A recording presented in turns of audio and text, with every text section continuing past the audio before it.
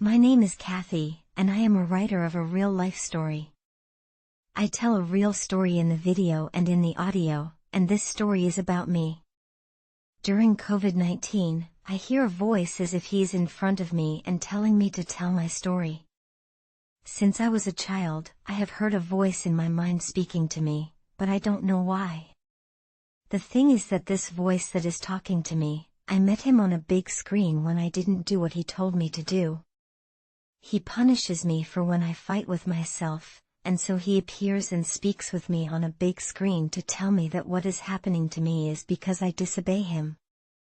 Since this voice told me to tell my story, it seems my story is an important thing to share with people.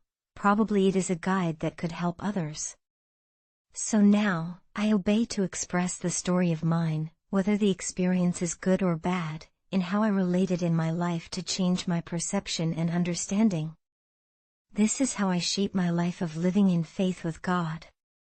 Now, I'd like to tell you a little story.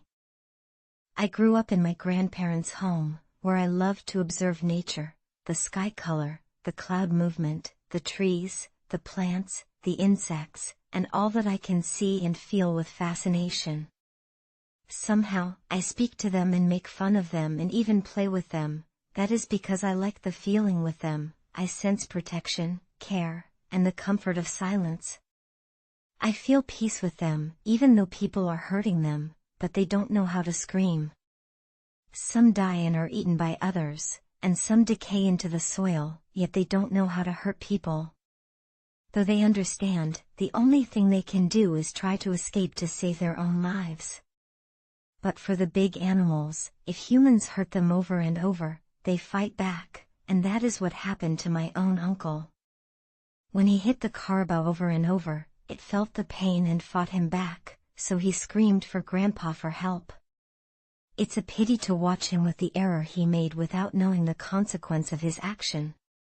We all make mistakes in many ways, and mostly we don't know the consequence of our own actions, only when the certain time comes when we feel the consequence. Some of us repent, and some get worse. Humans have no predator, yet consequences and, if not heaven, laws in a flash of nature, in misery or tragedy, then it's like swiping out. People think it is an accident, but it is not. If only we understood what we do, then we would understand what not to do.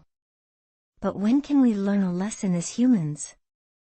Only when we feel it's painful.